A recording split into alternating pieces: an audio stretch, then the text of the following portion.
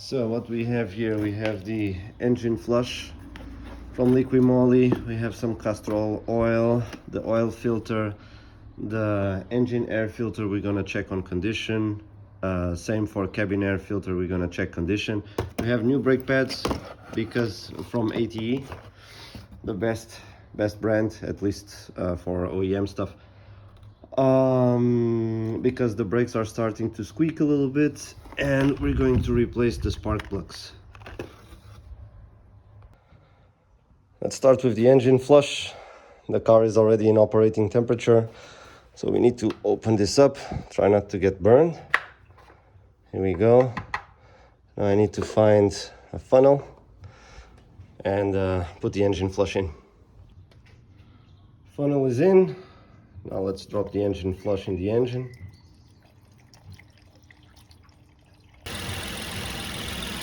Okay, now the engine runs for about 10 minutes at idle to clean all the carbon buildup, and then we'll let the car cool down and drain it.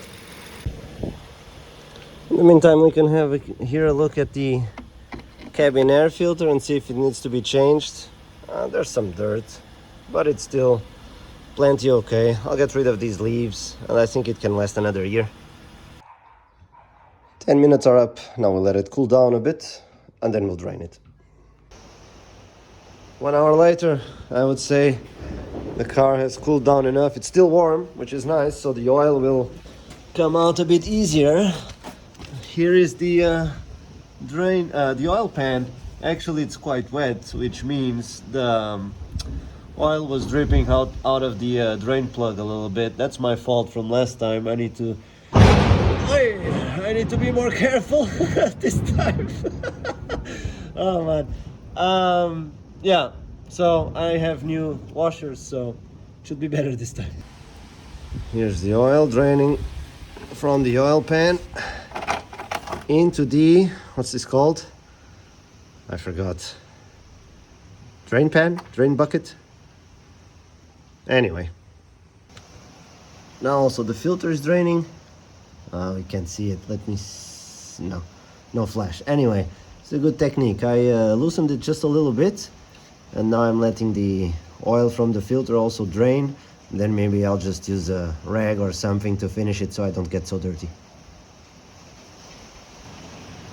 Okay, it has drained enough. Now with a brand new crush washer. It's important, guys, don't make the same mistake I did. So let's put the oil drain plug back in. I'll tighten it properly and then take care of the filter. Okay, here's the stinky old oil filter, and here's the new oil filter. Remember, it's a good idea to put some new oil around, along the rubber of the new oil filter so that it's not stuck and it's possible to take it out later. Oh, by the way, I will also pre-fill the new oil filter a little bit. I saw that it's a good idea. Very well, we have the funnel again. Now I think this car takes 3.2 liters, so let's give it a good, I don't know, 2.5, and then we check.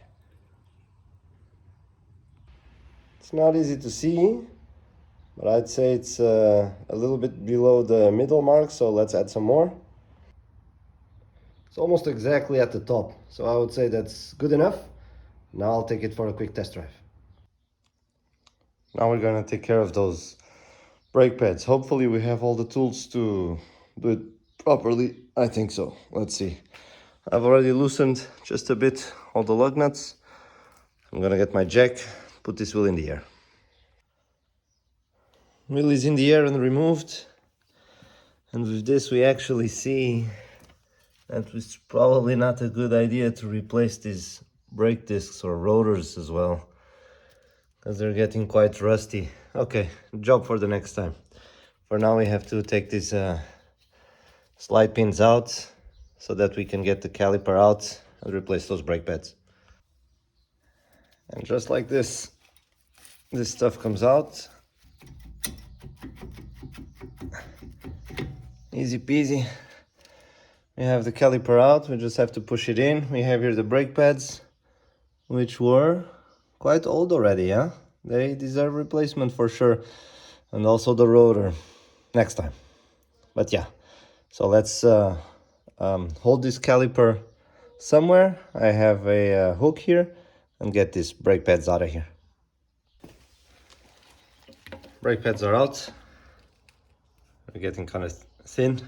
And before we destroy everything, it's a good idea to see if they match with the new brake pads that we bought. And yeah, they're exactly the same. So we're good to go.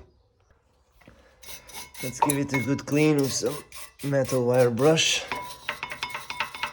And clean all the rust and stuff out of here. I should be wearing a mask, but honestly, I prefer eye protection. And I can't use both because then I can't see anything. Very important, grease your caliper pins. Don't forget. Okay, it's all nice and clean. It's ready for my anti-squeak paste. I'll put some anti-squeak paste here on the where the brake pads are sliding and install the new brake pads. As usual, a backup mechanic for a second opinion is always a very good idea. Okay, the brake pads are in place and looking good. We have to open the cap for the brake fluid, and now we have to push this caliper in, and should be possible just by hand, hopefully. Otherwise I need to get my tool for this, and then we just install the caliper back in. All set. Caliper is back in, guide pins tightened. I'm just gonna put the wheel back on and we're good to go. Actually, I was not strong enough to push the caliper in. I needed to cheat and use this tool, but it's fine. To finish this off, I'm just gonna check here the air filter quickly. That's one pin. Where's the other one? It's here on this side. So let me just use both hands to get the air filter out of here. So here's the air filter. It's still looking pretty clean to me. So it should last another year. And that's it. That's it for the maintenance of this car this year. Take care. I'll see you again next year. Just before I go, if you want to see why we have to open this before we push the cylinders in, now we're even above maximum. Yeah, when you push the cylinders in, you push the fluid back up. So if you don't have this open, you'll pushing against here the cap, and it will be harder to push the cylinders in. This way it's easier. Anyway, take care. See you next time.